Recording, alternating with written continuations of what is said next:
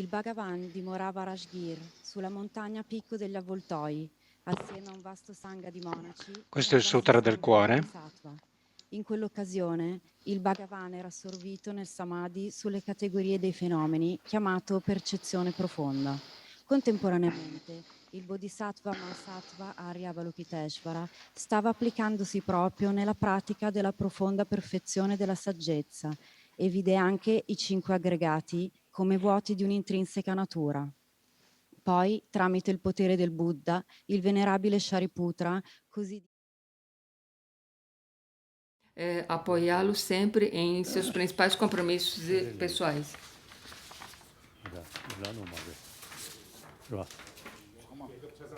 Hoje, a União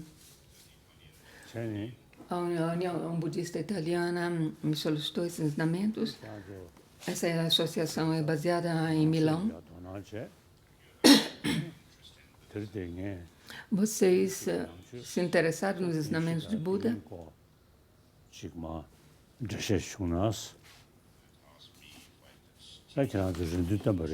E me pediram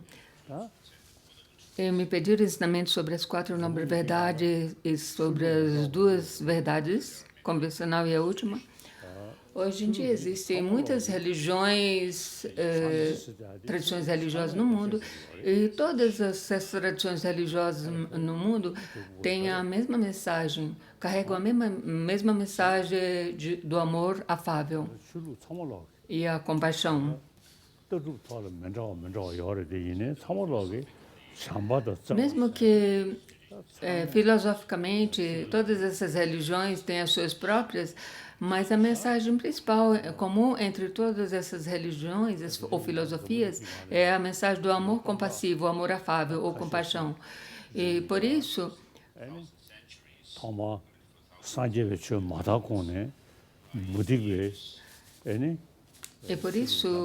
neste mundo,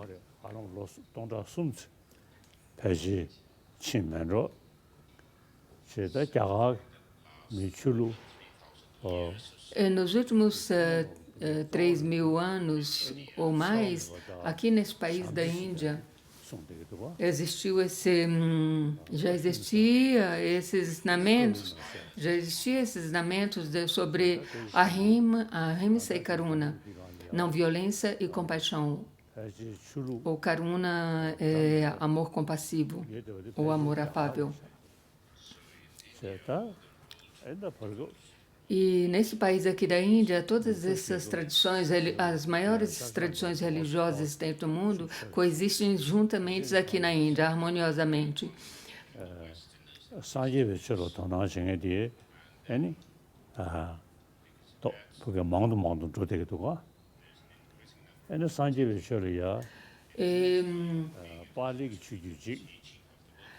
Por causa da maneira que o Buda, por causa da maneira que os ensinamentos do Buda foi ministrado, hoje em dia, atualmente, no mundo existe um crescente interesse pelos estudos do Buda Dharma.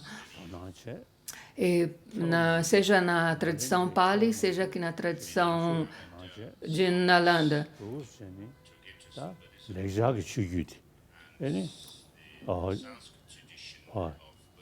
A tradição sânscrita do budismo nasceu na tradição de Nalanda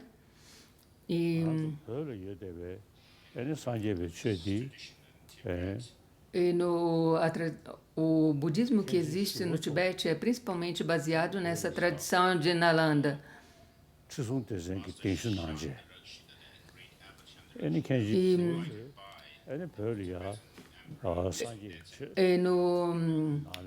No 8º século, o rei Tristan Sen convidou o grande abade Shantarakshita, que era um grande erudito da Universidade de Nalanda, e com isso a tradição de Nalanda foi estabelecida no Tibete.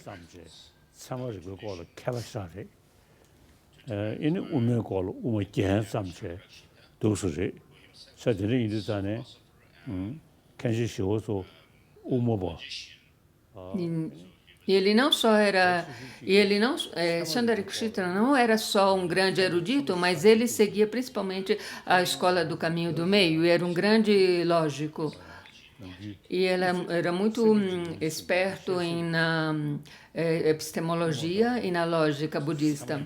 E ele escreveu o Tratado de Ornamento da Vida, o ornamento do caminho do meio e o compêndio da realidade. E desde o século VIII, o budismo tibetano, que se estabeleceu no Tibete, segue o caminho do meio e o caminho da lógica e epistemologia. Então, o budismo tibetano mantém essas duas linhagens, principalmente essas duas linhagens. E quando nós explicamos os ensinamentos do Buda por meio do caminho do meio e da lógica, nós usamos a lógica, o raciocínio lógico, e não só por meio da fé. Como o Buda mesmo disse, monges eruditos, assim como os ourives examinam o ouro, queimando, cortando, raspando, assim vocês também devem examinar minhas palavras e aceitem somente depois de investigá-lo completamente, e não apenas por fé em mim. E essa é a tradição que os tibetanos, nós tibetanos seguimos, baseados no raciocínio lógico. E hoje em dia, e atualmente, quando as pessoas estão se interessando, o interesse pelo mundo ocidental está incrementando, mesmo dentre os cientistas estão se interessando nesse ensinamento do Buda, que é baseado na lógica. E por isso que vocês, meus amigos italianos, eu aconselho a vocês a estudar profundamente os ensinamentos do Buda desse ponto de vista, e visto que vocês me pediram esses ensinamentos sobre esses 4 nobres verdades, os ensinamentos, as 4 nobres verdades é o fundamento dos ensinamentos de Buda.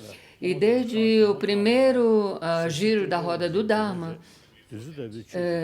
desde os ensinamentos mas antes mesmo, mas desde que o Buda, assim como quando ele alcançou a iluminação, ele proclamou: havendo encontrado o Dharma semelhante a um nêctar profundo e pacífico, livre de elaborações mentais, luminoso e não composto, a quem eu o ensinar não será capaz de compreendê-lo. Então, é melhor que eu permaneça em silêncio na floresta. Então, Buda era meio cético em ensinar os ensinamentos a qualquer pessoa, a qualquer um que aparecesse.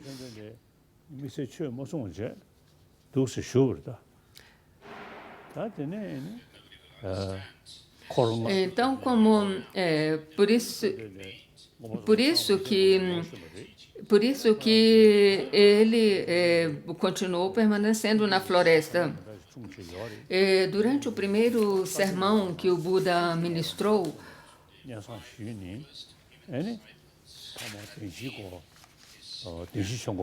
os 5 primeiros discípulos que estavam presentes,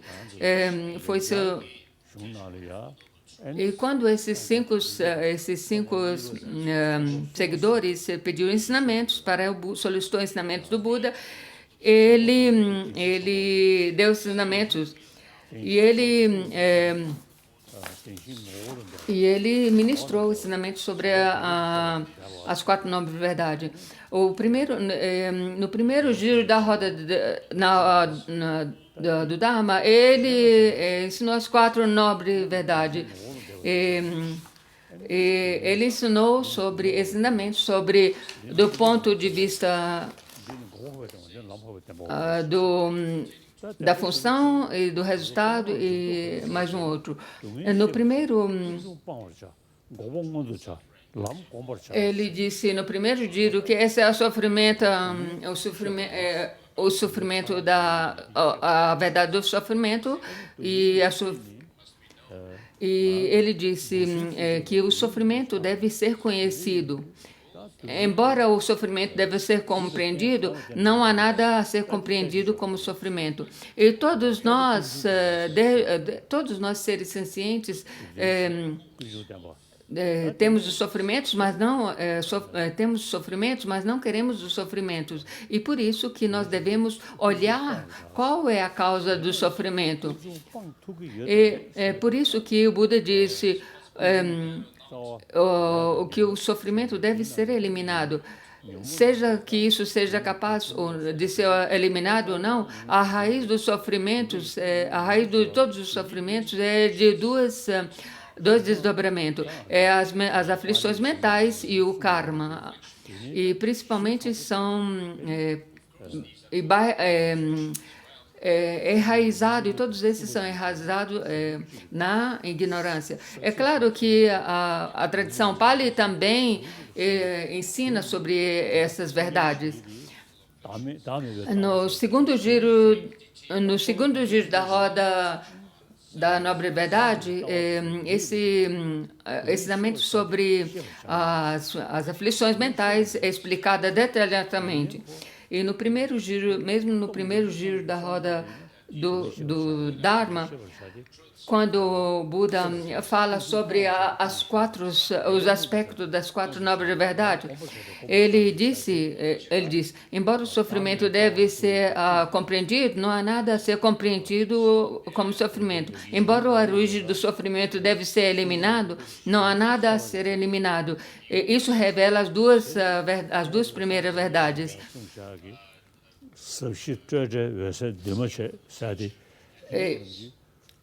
Para ensinar esses ensinamentos, deve ser realmente um mestre plenamente qualificado. E Buda era um mestre plenamente qualificado.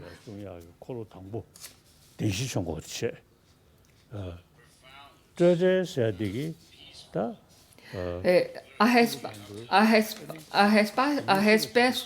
respeito do verso que o Buda pronunciou logo após a sua iluminação, Dharma, o profundo e pacífico livro de elaborações mentais luminoso e não composto, é deslindado no segundo giro da roda do Dharma.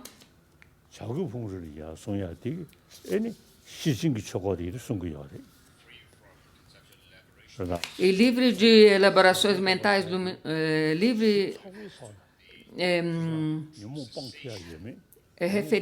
de elaborações mentais é relacionado à verdade da cessação. E esse ensinamento mostra se é possível ou não nos livrarmos das aflições mentais e se tem as qualidades que podem ser alcançadas ao eliminar essas aflições mentais. Isso aqui mostra que mostra os ensinamentos também da originação interdependente, que é livre dos 8 extremos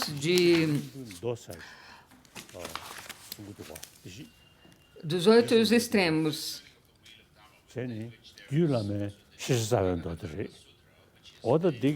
E no terceiro giro da roda do Dharma, ele fala sobre os ensinamentos existem os ensinamentos sobre a natureza búdica,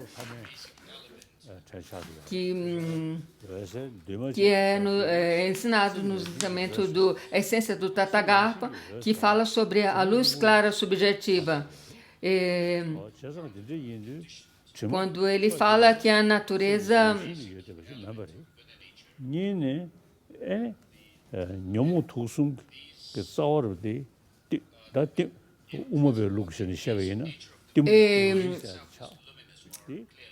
Isso nos mostra isso nos mostra que a luz clara básica da nossa mente não é poluída e que todas as aflições mentais as aflições mentais são adventícias e essas aflições mentais surgem dos 3 venenos: ódio, apego e ignorância. E esses dois, apego, ódio, apego, tem a raiz na ignorância básica. A ignorância, aquela ignorância que se apega a uma maneira verdadeira existente, que vê as coisas como existente, inerente por elas mesmas. E ele... como Aradeva disse no seu 400 versos, uma vez que a faculdade tátil permeia o corpo, a ignorância permeia todas as aflições mentais. Ao eliminar a ignorância, também se elimina todas as aflições mentais. E isso só é possível eliminar essas aflições mentais. Devemos compreender veramente a originação interdependente. E se nós formos capazes de eliminar a ignorância básica, nós seremos capazes automaticamente de eliminar todas as aflições mentais. Por isso que essas aflições mentais não fazem parte da natureza búdica, que é impregnada em todos os seres sencientes.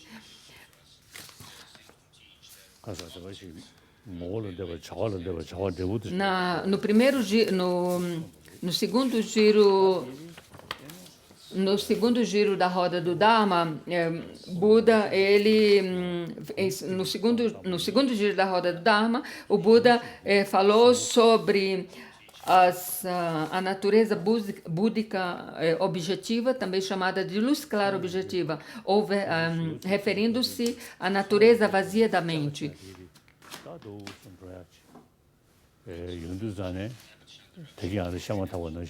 E agradecendo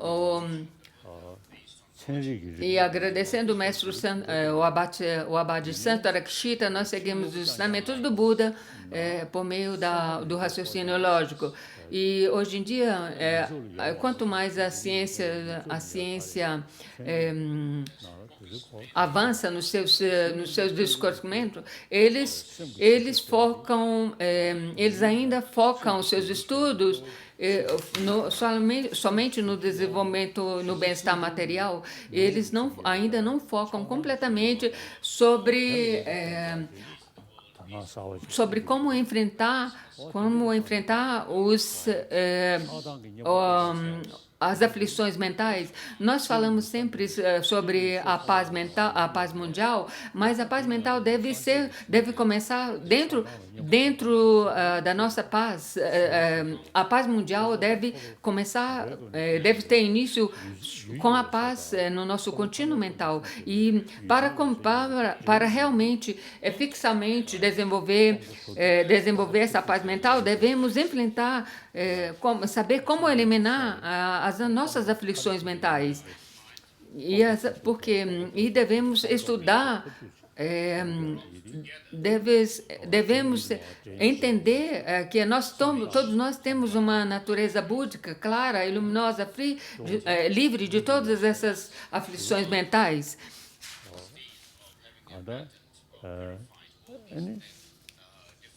E quando nós falamos de alcançar o Nirvana, o Nirvana é um estado onde todas essas amarrações mentais foram eliminadas. E existem vários tratados que nos ensinam sobre isso. Os versos de Mula Madhyamika Karika, e tem os tratados de Prasamapadma, e os tratados que explicam as palavras do texto de Mula Madhyamika Karika. E tem o texto de Mulama, o autocomentário do Mula Madhyamika Karika, Mulam.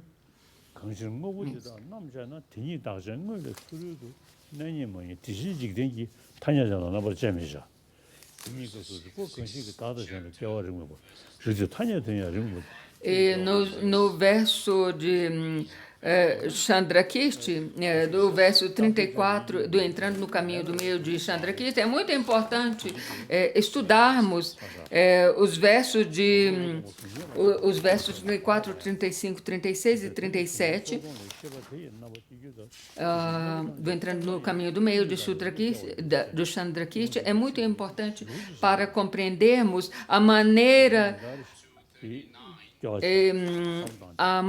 de como existir de todos os fenômenos. E Sua Santidade falou dos versos 34 até o 39.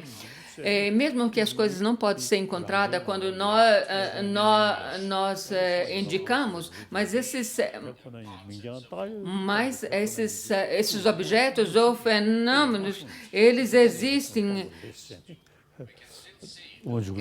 Eles existem, convencionalmente eles existem.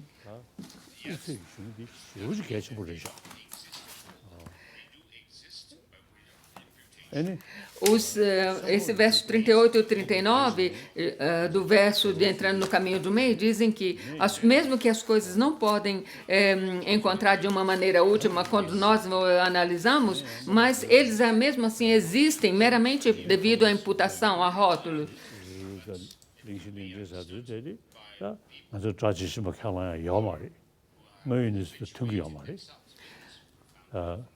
E o mestre Chandrakirti disse que esses estamentos são muito difíceis de ser compreendidos a um nível profundo, e a menos que um estudante ou um praticante tenha impressões mentais de vidas passadas, de ter estudado esses ensinamentos.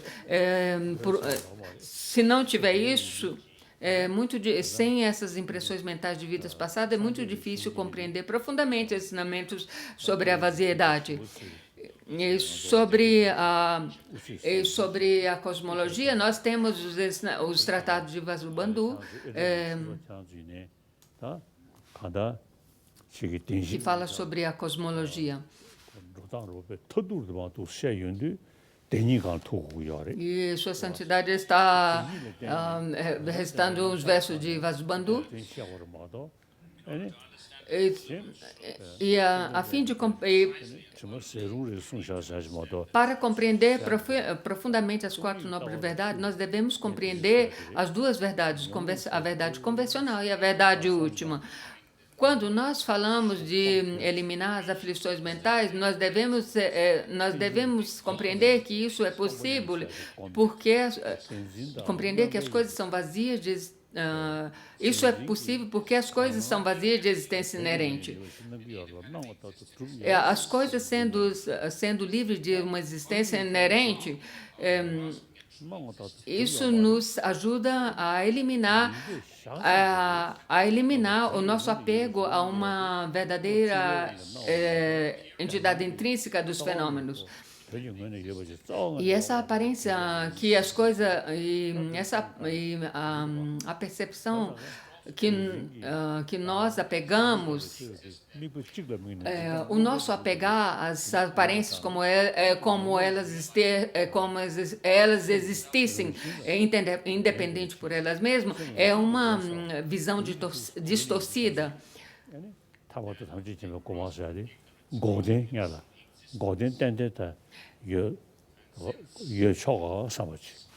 Quando nós falamos em ignorância que se apega a uma existência inerente, isso é a ignorância que apega, é essa ignorância que nos faz ver as coisas como elas existissem por elas mesmas. Essa é a ignorância básica. E por meio de compreender que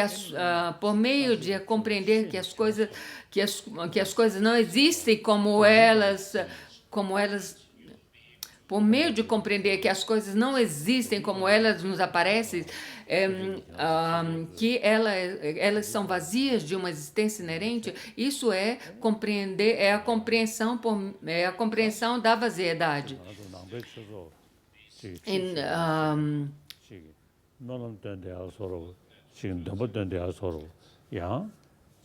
Então, a vaziedade, as duas verdades a verdade última é a vaziedade. E a verdade convencional é como as coisas nos aparecem.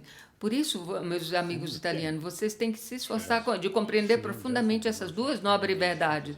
Às vezes, vocês podem praticar... Às vezes, vocês podem dizer que está praticando a meditação, que é uma meditação que sem pensamentos. E esse tipo de meditação de não ter pensamento já existia, também existiu no Tibete.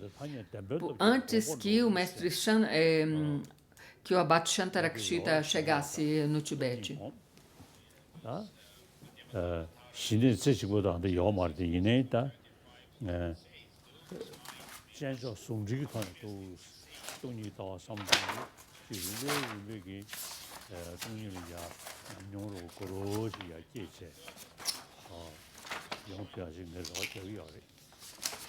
Sua Santidade citou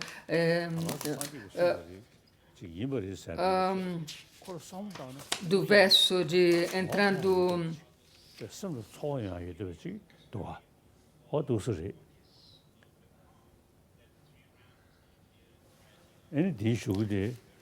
ele citou um verso do entrando do caminho do meio.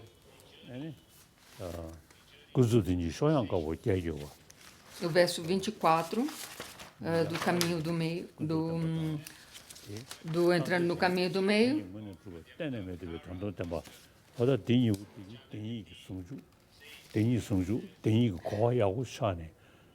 Por meio da luz brilhante da sabedoria, tão clara como uma fruta de microsafão realizada em sua própria mão, eles percebem os três mundos com a originagem criados. E por meio da verdade convencional, prossegue para a cessação. E ele usa no verso 225, mesmo que sua mente sempre esteja permanecendo na sensação, ele gera compaixão pelos desprotegidos seres sencientes. Além disso, todas os Sheravakas e Prodyakas, sem exceção, serão derrotados por essa mente. E no verso 226, ele falou: espalhando suas vastas asas brancas da convencionalidade e talidade, o rei dos cisnes, tendo avançado em frente dos cisnes, os seres, prossegue para a margem suprema do oceano das qualidades do conquistador, juntamente com a poderosa força do vento das virtudes. Isso quer dizer que quanto mais você analisa os ensinamentos de Buda por meio, como ensinado pelo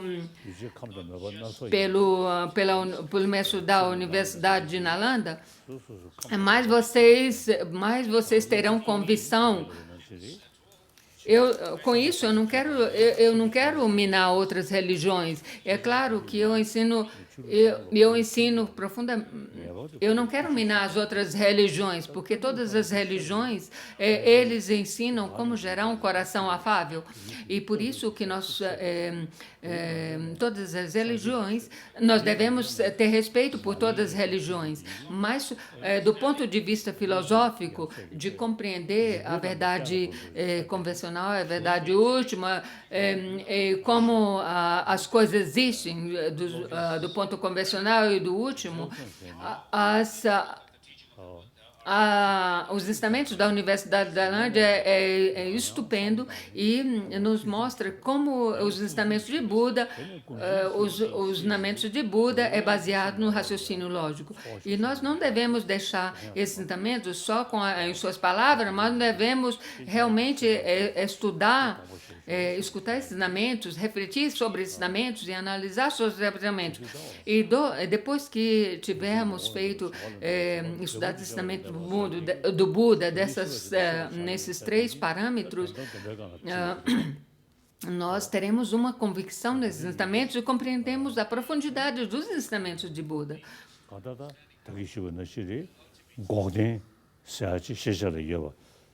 Então, os ensinamentos de Buda é um ensinamento gradual que começa da base até o topo.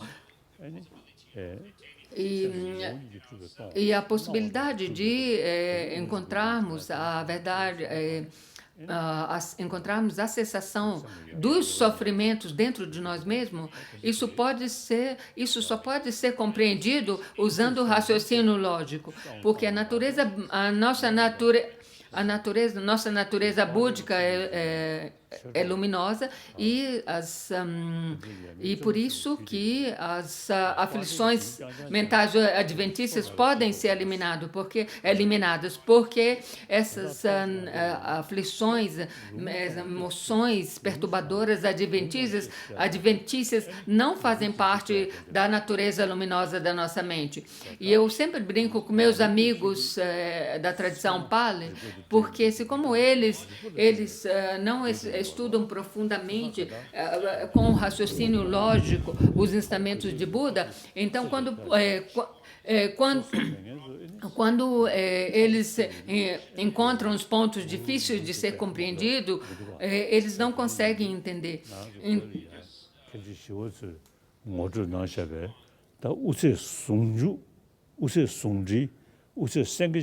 Em vez daqueles da tradição de Nalanda, porque esses estudaram, eles estudam os ensinamentos do Buda,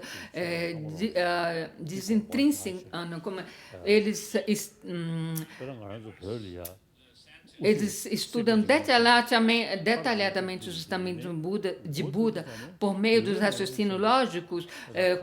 Quando eles enfrentam os pontos muito difíceis, um ponto muito difícil, eles são capazes de compreender esses pontos difíceis dos ensinamentos de Buda. Por isso, meus amigos italianos, vocês têm que manter isso em mente.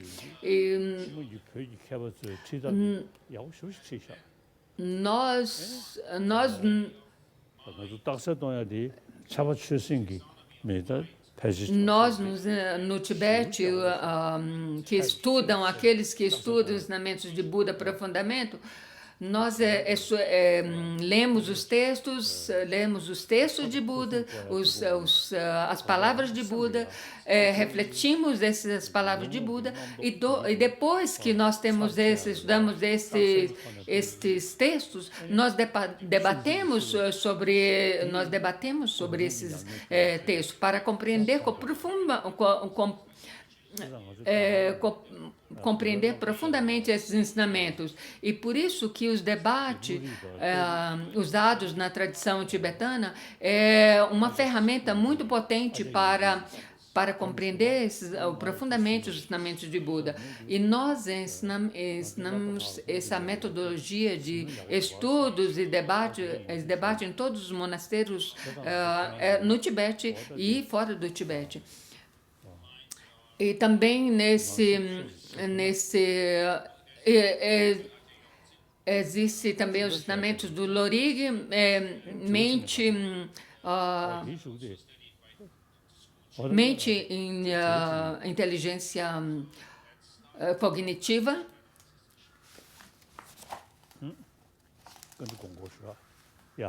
Your Holiness, thank you very much for... Agora é sobre as perguntas perguntas e respostas. Agora é a sessão de perguntas e respostas. The first comes from Ron Acorn, president of the... A primeira pergunta é de Ron, presidente da União Budista Europeia. Muito obrigado, Sua Santidade, por essa oportunidade de fazer uma pergunta. Thank you so much to the Italian Buddhist Union for hosting this event, and thank you so much, Your Holiness, for giving the European Buddhist Union the precious opportunity to ask a question. It is a true blessing. É uma benção muito grande ter essa oportunidade de fazer essa pergunta para o senhor. O budismo tem uma longa história na Ásia, mas é bastante novo na Europa. Ao transmitir o Buda Dharma aos europeus, quais elementos devem ser mantidos e quais podem ser adaptados? Nós, no Tibete, por exemplo, antes que o budismo se espalhasse no Tibete, nós tínhamos a própria religião local, que era o xamanismo. E naquele tempo tinha a tradição Bon e tinha uma outra chamada Shamzun. E depois que o abbate Shantarashigita no Tibete, mas mesmo antes disso, no século VII, do rei Sonzen Gompo, ele se casou com uma princesa chinesa e ele teve uma... E desde esse momento, desde aquele momento, teve uma conexão com o budismo. E quando essa princesa se casou com o rei Sonzen Gompo, ela levou para o Tibete uma estátua de Jokan. E para o Tibete já começou a ter uma conexão com o budismo. E no 8º século, o rei Trishon Detsen, ele convidou o Abbot Shantarakshita para o Tibete. Esse abate Shantarakshita, ele falou para o rei Trishon Detsen que, visto que vocês têm as suas próprias escrituras, vocês têm que traduzir todos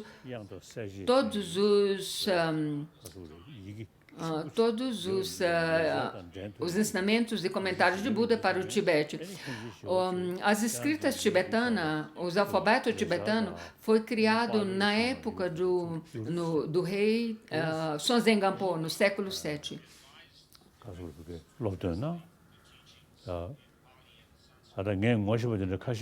E esse Abbot Shantarakshita, no século VIII, então, depois que, visto que tinha a escrita, já existia a escrita tibetana, ele aconselhou o rei Trishon Detsen de começar um empreendimento em traduzir todos os ensinamentos de Buda, as palavras de Buda, que é o Kangyu, e os comentários, que é o Tengyur, no Tibete, na língua tibetana, que já existia no Tibete naquele tempo. Então, e hoje em dia nós temos todas esses, seja a maior parte do Kangyu e do Tengyu na língua tibetana.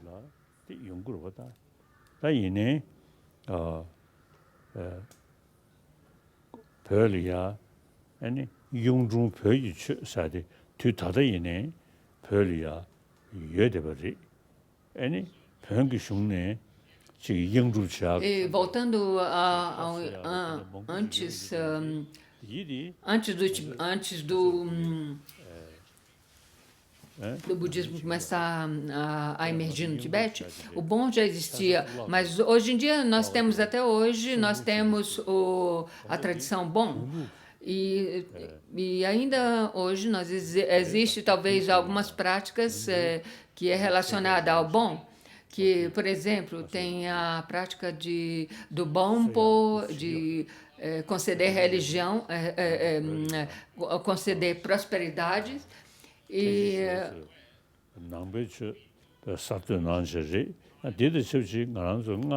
nós conduzimos ainda, tem essa tradição de conduzir esses rituais de prosperidades.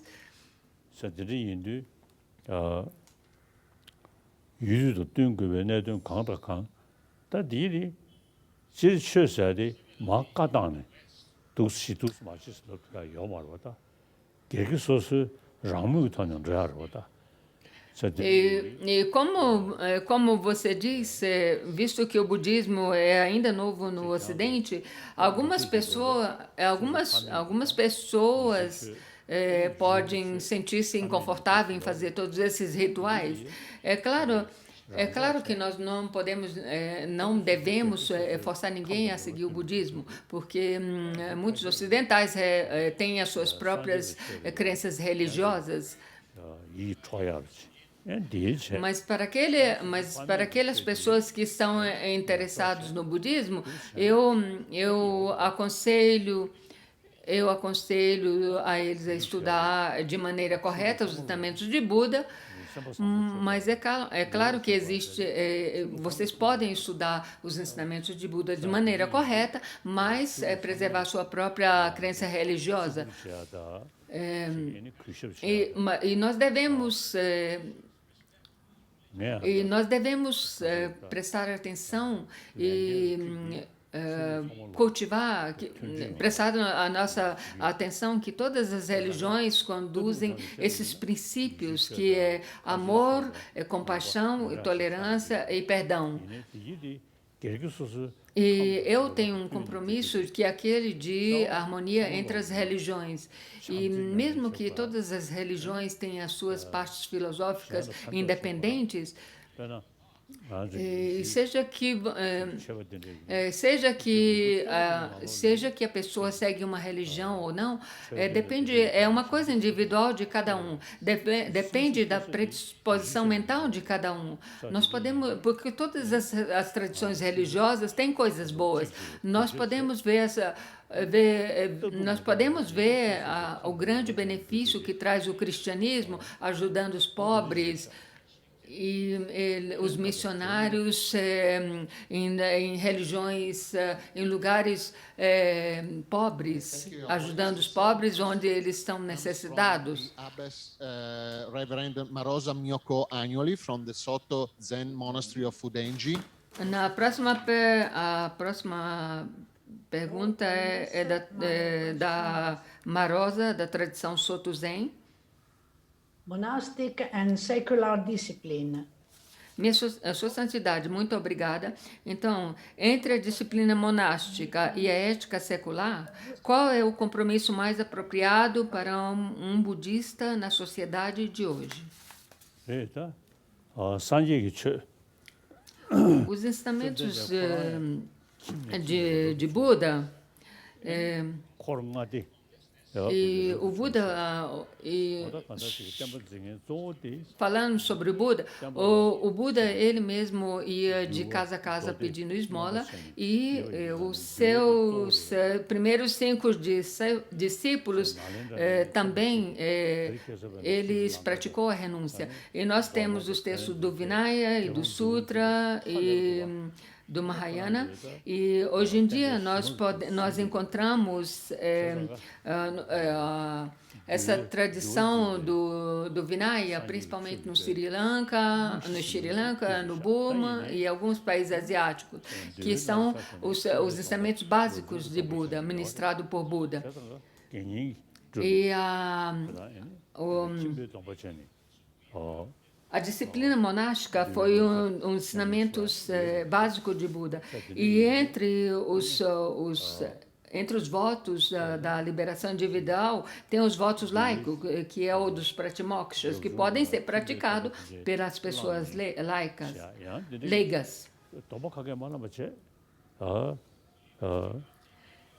E mesmo que você não receba nenhum desses votos, seja os votos monásticos, seja dos votos leigos, mas se você pode aprender e compreender os ensinamentos básicos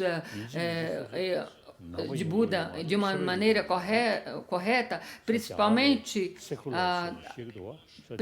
aqueles ensinamentos que falam da mente e das emoções, para desenvolver uma paz mental. Esses ensinamentos que relacionam sobre a mente, esses ensinamentos de Buda que relacionam sobre a mente, devem ser tomados como um tema acadêmico, não como um tema religioso, porque são temas que nos ensinam como enfrentar as nossas emoções mentais. Então, se você pensa em praticar pensa em praticar, se você se considera um praticante budista, se você pode tomar os votos da liberação individual ou os votos monásticos e segui-los. Mas mesmo que você não seja um praticante budista, não seja um budista, mas o importante é que você conduza uma vida ética, seja para com a sua família, seja para como com a sua sociedade.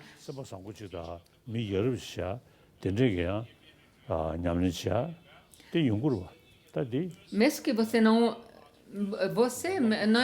é importante que você esteja, não é importante ser uma pessoa monástica ou tomar votos e assim por diante. Mas o importante é que você tenha um coração afável e esteja uma conduta disciplinar em meio da sociedade.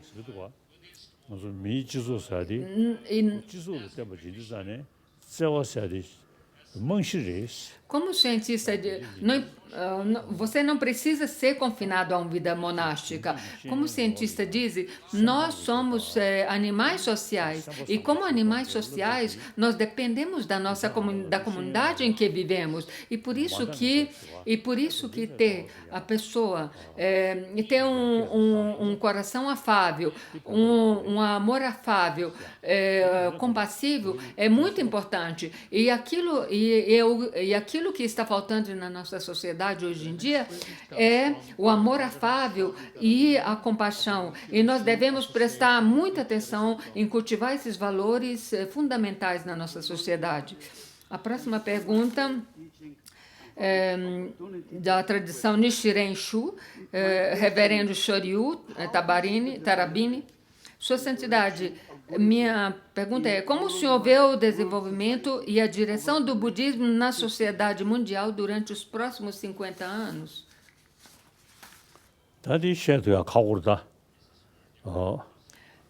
Isso é uma coisa muito difícil de responder. Global warming.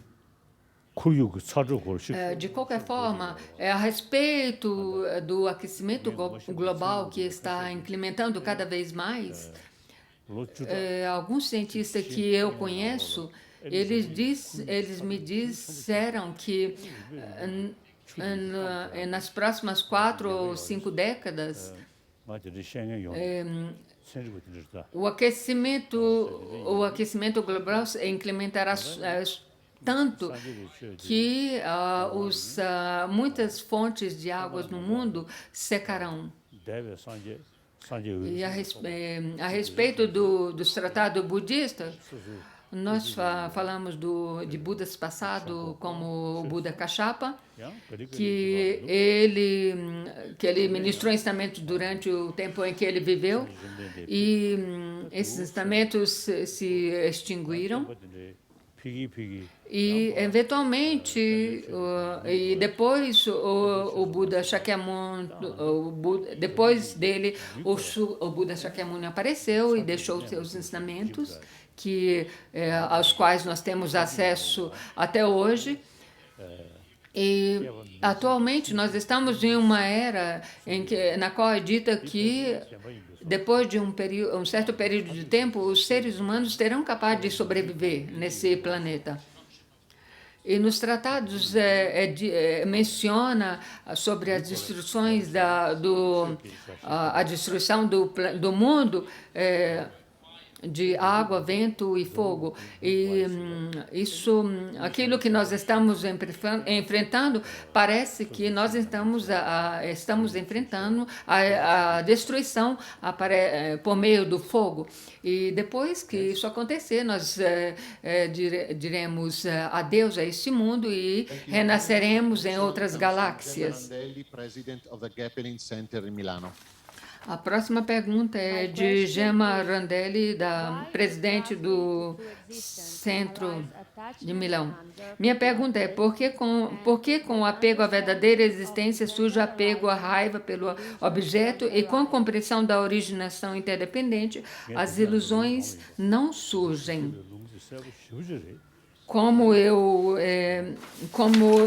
mencionei sobre os 400 versos de Aryadeva, onde é claramente mencionado que uma vez que a faculdade tátil permeia o corpo, a ignorância permeia todas as aflições mentais. Ao eliminar a ignorância, também ao eliminar a ignorância, também se eliminará todas as aflições mentais. Aquilo que acontece com nós é que que nossa raiva e nossa aversão implementa porque quando esses objetos nos aparecem, como eles existissem por eles mesmos, independente mesmo, eles existissem solidamente. E nós crescemos uma aversão para com esse objeto externo. Mas quando nós compreendemos que esses objetos não existem da maneira como eu a percebo, que é uma projeção devido ao meu ódio, à minha aversão, então quando nós compreendemos que esses objetos não existem dessa maneira, então o apego, as emoções negativas que surgem em nossa mente desaparecerá. Assim como o mesmo que os físicos quânticos dizem, que os objetos eles não nos aparecem como nós os percebemos. Nos textos de Madhyamika dizem, quando você é capaz de confirmar que as coisas não existem, como as coisas não existem, como elas não nos aparecem, então a base para a raiva, o apego, desaparecerá. Então, o raciocínio lógico para compreender isso é que as coisas existem de uma maneira interdependente. Esse é o raciocínio lógico. E que essas coisas não existem por elas mesmas. Essas coisas existem devido a causas e condições, a rótulos e assim por diante, que nós mesmos projetamos nessas coisas, nos fenômenos ou naquilo que nos aparece. Mas por causa da nossa ignorância básica, nós vemos essas coisas como elas aparecessem por elas mesmas, independente da nossa mente, independente da minha projeção mental. Mas quando nós compreendemos essa ignorância básica, nós seremos capazes de reduzir dissolver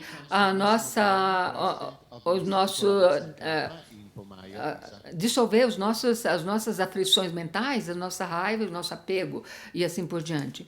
A próxima pergunta é de Máximo Corona, presidente do Instituto Lama Tsongkhapa.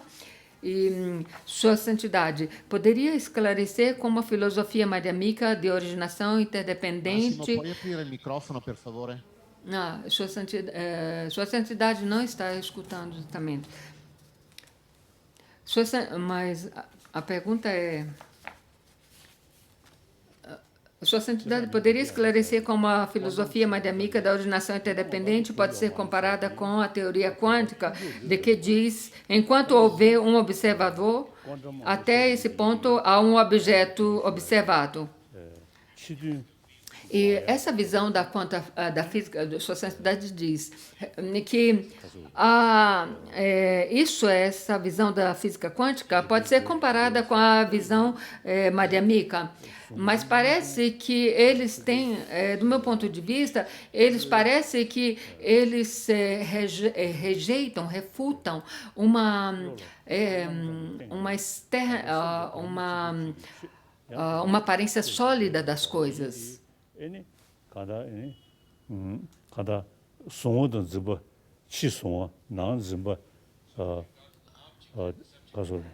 Mas a respeito do objeto e da mente subjetiva, a escola Chittamatra diz que o objeto e a mente subjetiva, que percebe esse objeto externo é da mesma natureza. E por isso que a escola Chittamatra diz que não tem dualidade entre a mente subjetiva e o objeto de aparência. E parece que os físicos quânticos dizem coisas parecidas, como é a visão da escola Chittamatra. A visão da escola Chittamatra ou da sua mente. Essa visão da escola Chittamatra parece que pode nos ajudar a reduzir o nosso apego ao objeto externo, mas realmente para eliminarmos completamente as aflições mentais do nosso contínuo mental, nós devemos estudar profundamente a escola da escola Caminho do Meio, principalmente aquela da escola consequencialista, onde diz que as coisas não existem completamente de maneira alguma. Os físicos quânticos, eles falam da falta de existência inerente, mas relacionado à matéria. Essa visão da física quântica ajuda a compreensão da escola, a escola somente do caminho do meio, mas não ajuda a compreender a visão da escola, madhyamika. A próxima pergunta é de uma tradução Gelupa. Sua Santidade, numa época em que para muitas pessoas é inevitável encontrar sofrimento, como podemos nos relacionar com o sofrimento não como um obstáculo, mas como um recurso para mudarmos? A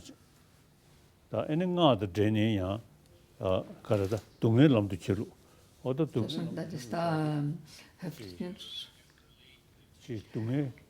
Aqui, sobre essa pergunta, nós podemos relacionar e colocar em prática os ensinamentos sobre a bodhisattva. Por exemplo, quando você tem um sofrimento físico, nós devemos transformar as experiências, nós devemos transformar os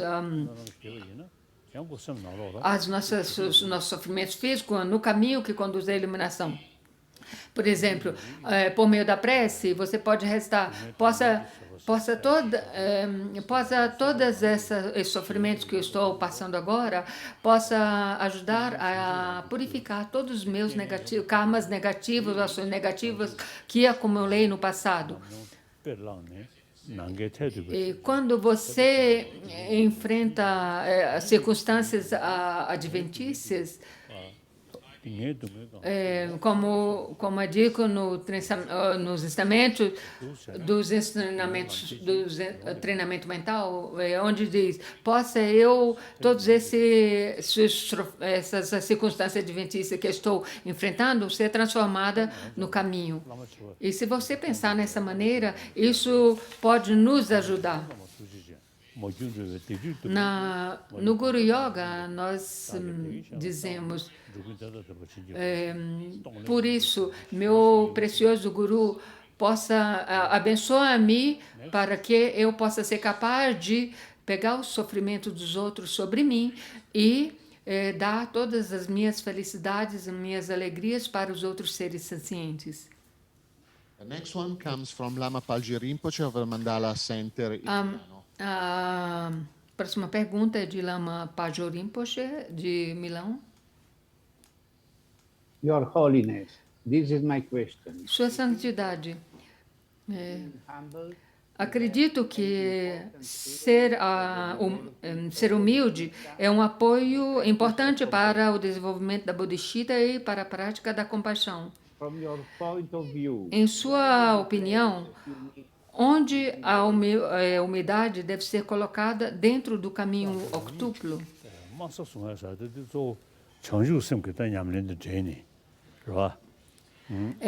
Praticar a humildade tem a ver com a prática da bodhisattva?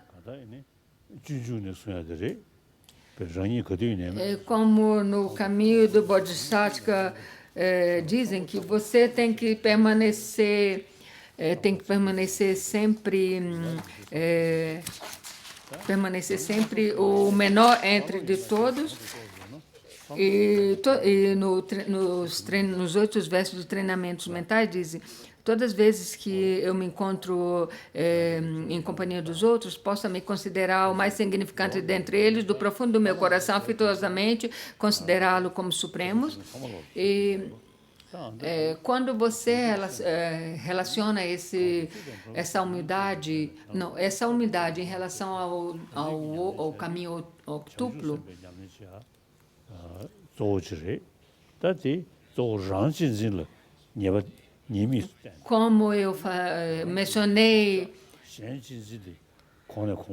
como eu mencionei, o verso dos 8 versos para o treinamento da mente, que é o segundo verso.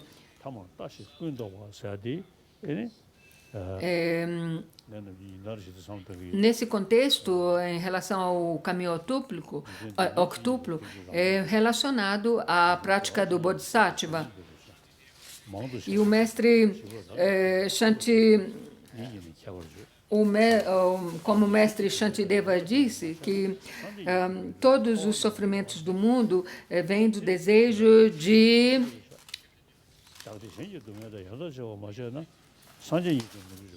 qualquer felicidade existente neste mundo deriva do desejo de que os outros sejam felizes, e qualquer sofrimento existente neste mundo deriva do desejar a felicidade somente para si mesmo. Sinceramente, não se escambe a própria felicidade com os sofrimentos dos outros, não só não se alcança a bodeidade, mas nem mesmo nessa existência cíclica encontrará a felicidade. Montando no cavalo da bodhisattva, que elimina toda a dor, como uma pessoa inteligente pode se sentir desencorajada, indo de felicidade a felicidade. Então você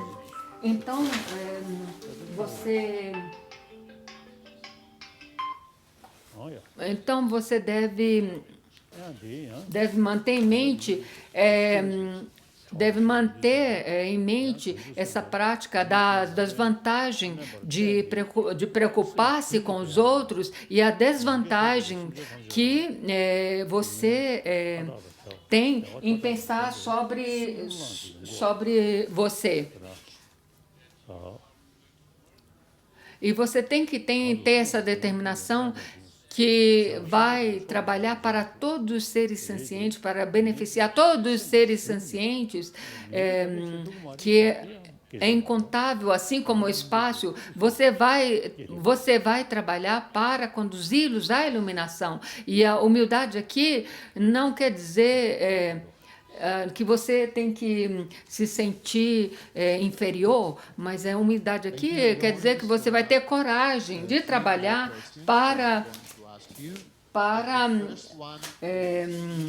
conduzir todos os seres sencientes ao estado da iluminação. Sua Santidade, qual é a diferença? A próxima pergunta é: qual é a diferença experiencial entre o Nirvana de um Arahat e o Dhammakaya de um Buda?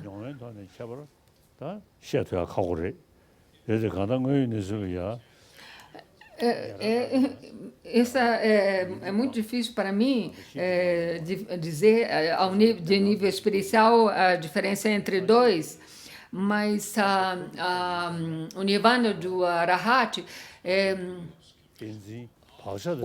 o Nirvana, quando o Arahat alcança o Nirvana, ele eliminou todos os obscurecimentos mentais, mas ele não eliminou o obscurecimento, a iluminação.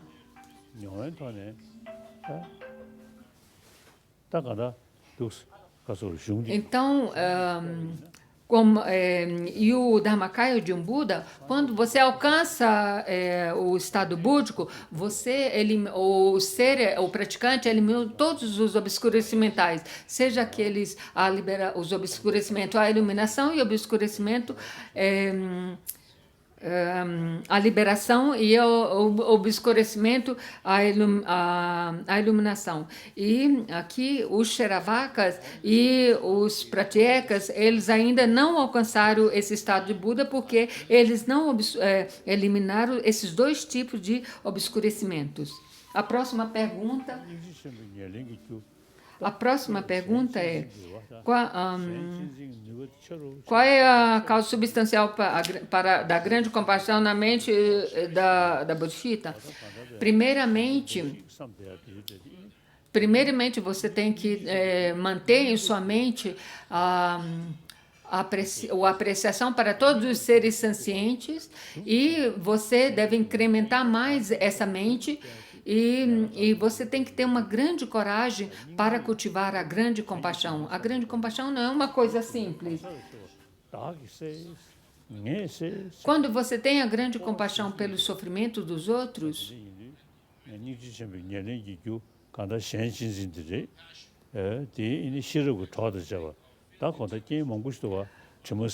quando você tem a grande compaixão, você sente realmente do profundo do coração determinado a trabalhar efetivamente, de uma maneira efetiva, não só aspiracional, mas efetiva para o benefício de todos os seres sencientes.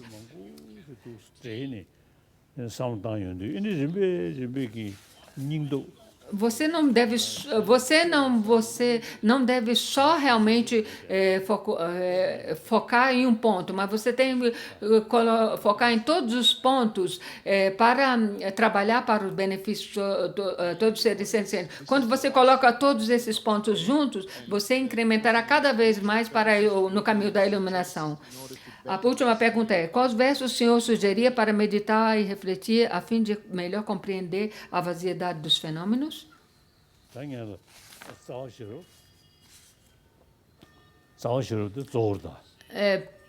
Primeiramente, eu aconselharia os estados dos versos da sabedoria fundamental de Nagarjuna.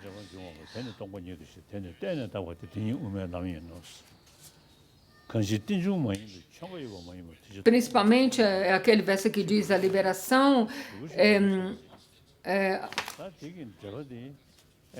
A liberação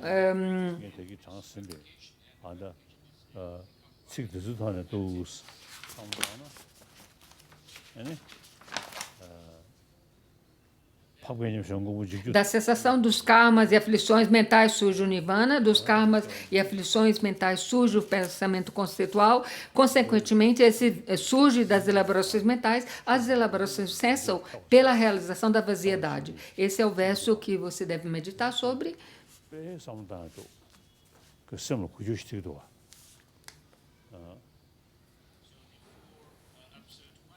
E meditar também sobre os quatro versos de Chandrakirti, do Entrando no Caminho do Meio, o verso 34, 35, 36 e 37. Esses versos também será realmente benéfico, porque quando você analisa todos os fenômenos por meio dos 7 modos de analisar a carruagem e dos 4 raciocínios lógicos, você verá que as coisas não existem realmente por elas mesmas. Porque quando você aplica essas análises, você não encontrará nada nos fenômenos.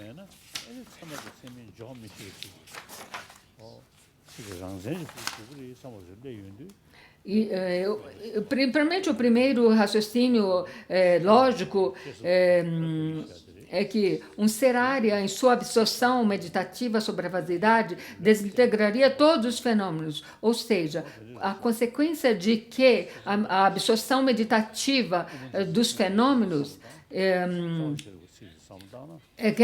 quer dizer, se as coisas tivessem uma realidade intrinsecamente identificável, quando um yogi percebe diretamente a ausência percebe diretamente a ausência de natureza de todos os fenômenos, seu conhecimento intuitivo aniquilaria todos os fenômenos. Então, todos esses 4 versos do Entrando no Caminho do Meio e o verso do Mula Madhyamika Karika são versos que eu recito todos os dias. Esses são versos difíceis, difíceis de compreender, mas Esses são versos que realmente ajudam a compreender a vaziedade a nível profundo. Mesmo que os fenômenos, por meio da aplicação dessas análises, os fenômenos não podem ser encontradas quando nós investigamos desse ponto de vista, mas as coisas existem meramente por convenções, por rótulos e assim por diante. Esses são os agradecimentos. Sua Santidade, queira aceitar nossos sinceros agradecimentos por esses ensinamentos e conselhos tão preciosos. Fazemos da Sua Santidade nossos pedidos e dedicatórias para uma vida muito longa, para que o Senhor possa continuar a beneficiar todos os seres sencientes.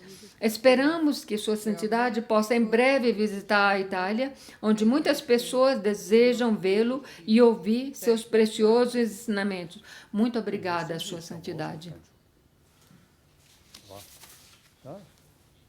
Eu pensei em ministrar a cerimônia da Bodhicitta. Como eu expliquei antes,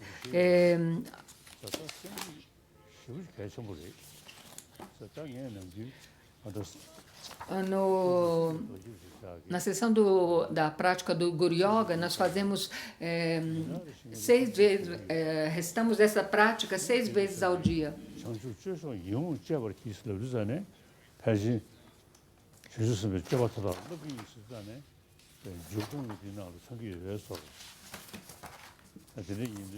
Eu gero constantemente a mente da iluminação, Bodhicitta.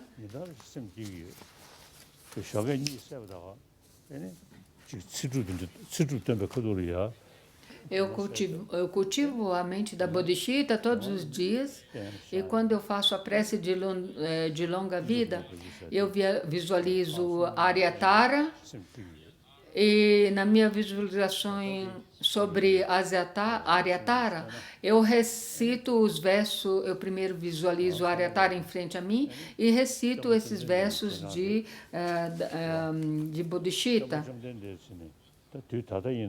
Todos nós somos seguidores de Buda.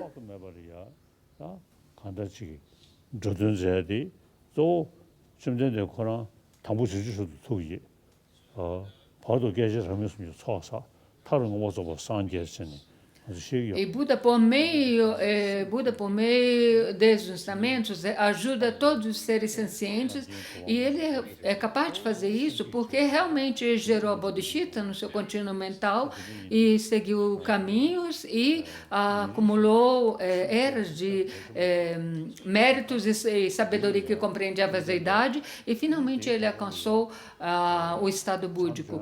E é muito importante para que nós seguimos esse mesmo processo de Buda. Que nós sigamos esse processo de Buda. Então, para receber os votos de Bodhicitta, imagina que Buda está à sua frente, rodeado por todos os seus principais discípulos, por Manjushri, e todos os outros. E vamos fazer a prática de cultivar a Bodhicitta. Me refugio nas 3 joias, confesso individualmente todas as minhas negatividades, me regozijo pelo mérito dos seres transmigradores e mantenho firme na mente o perfeito estado búdico.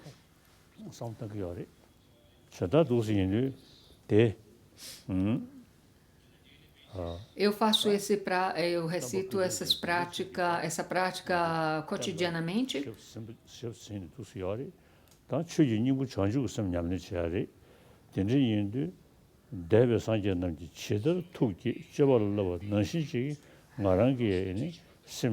Nós fomos capazes de encontrar os ensinamentos de Buda. Nós somos muito afortunados. E vocês devem fazer cotidianamente. Devemos prometer que nós faremos o maior possível para recitar todos os benefícios, todos os seres sencientes. Me refugio, a próxima pergunta, me refugio. Então você tem que praticar bodhicitta, seja para o seu próprio benefício e seja para os benefícios de todos, dos outros. Seja para um período curto, seja para um período longo. E você tem... o caminho da iluminação não tem uma prática para purificar as nossas negatividades e para alcançar a iluminação, não tem uma prática melhor do que a bodhicitta. Então,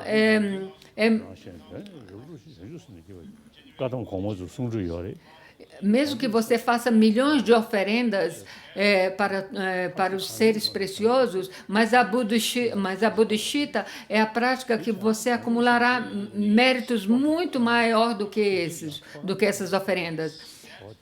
Vocês têm, os mestres Kadampas dizem que você tem que fazer o melhor das suas possibilidades para cultivar a mente da bodhicitta, porque isso não só ajuda a iluminação, mas ajuda você a acumular méritos, mas ajuda também a praticar todas as suas negatividades. Me refugio nas três joias, me refugio no Buda e na Suprema Assembleia até o alcance da iluminação e a fim de realizar o meu benefício e aquele dos outros, geralmente da bodhicitta.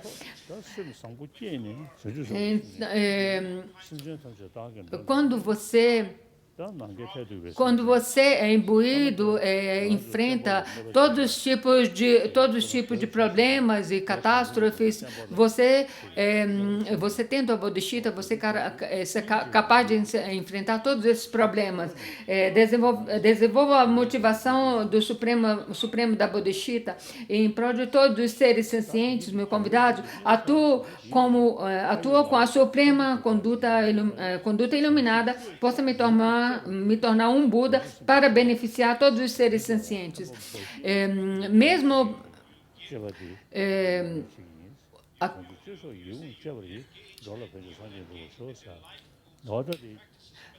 isso também quer dizer, isso aqui, quando fala todos os seres sencientes, isso quer dizer todos os seres sencientes, inclusive seus inimigos e aqueles que te fazem mais mal.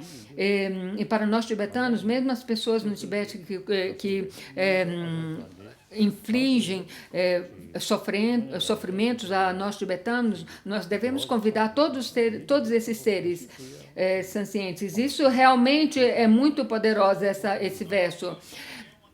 E essa bodhicitta, essa bodhicitta não trará felicidades e benefícios não só a você e seus queridos, mas também aos seus inimigos, aqueles que vocês consideram seus inimigos. Então, essa...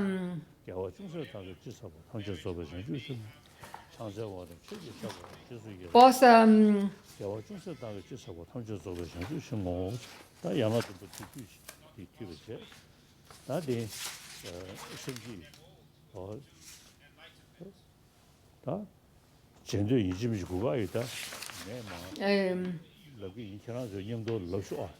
talvez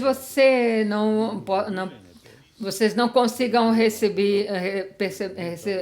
essas linhas que eu vou recitar, mas o importante é que você mantenha em mente, que vocês mantenham em mente esses versos. Entre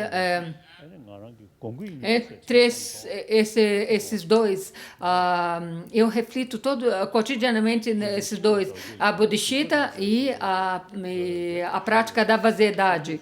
E você, me refugio nos três joias, confesso individualmente todas as minhas negatividades, me corrijo pelos méritos dos seres transmigradores e mantenho firme na mente o perfeito estado búdico. Me refugio na Buda e na Suprema Assembleia, até o alcance da iluminação e a fim de realizar o meu benefício e aquele dos outros, geralmente da bodhicitta.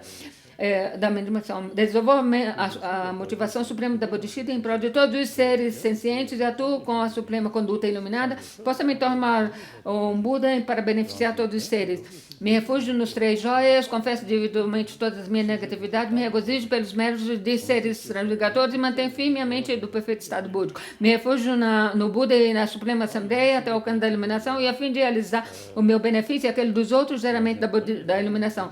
Desenvolvo a motivação suprema do Bodhisattva em prol de todos os seres sencientes, atuo com a suprema conduta iluminada.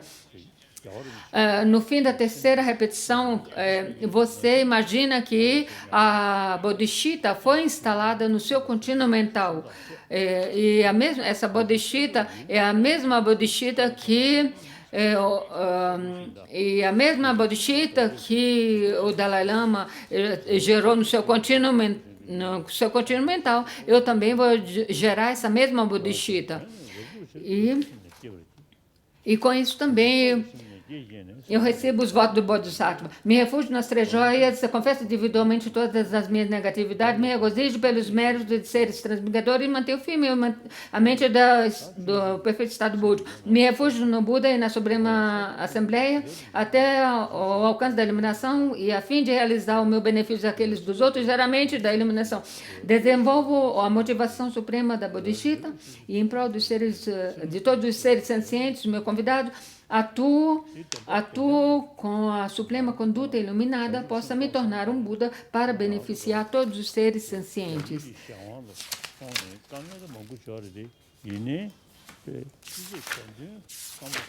Mesmo que nós somos imbuídos, somos sobre o domínio das nossas as aflições mentais,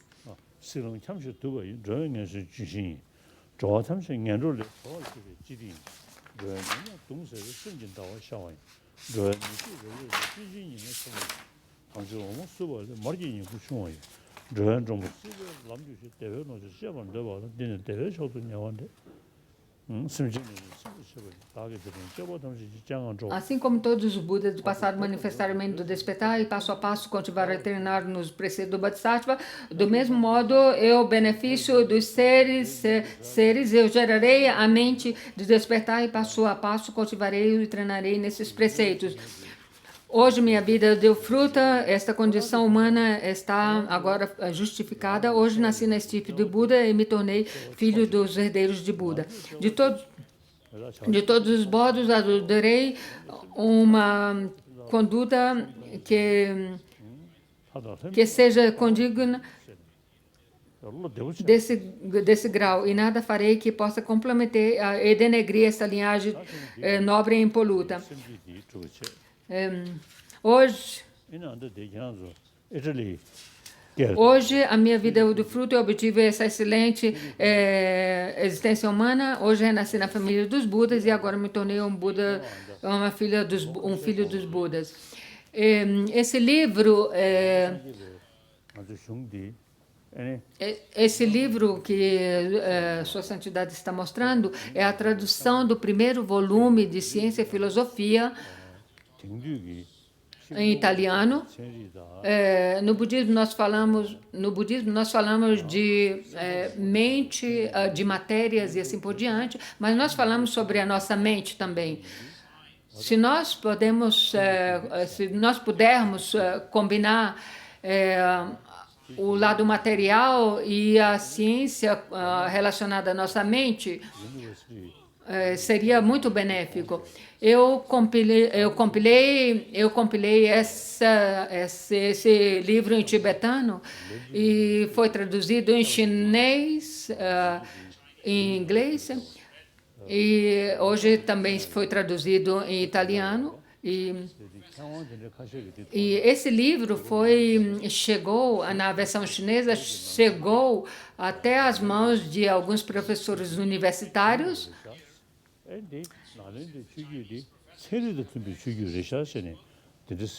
E depois que eles leram, esses professores chineses das universidades, professores universitários chineses, e eles leram esse livro, ele falou que o budismo tibetano, foi realmente uma ciência.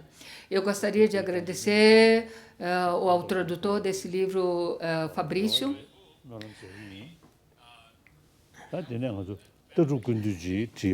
Eu espero que esse livro seja de benefício a muitas pessoas. Nós também compilamos 2 volumes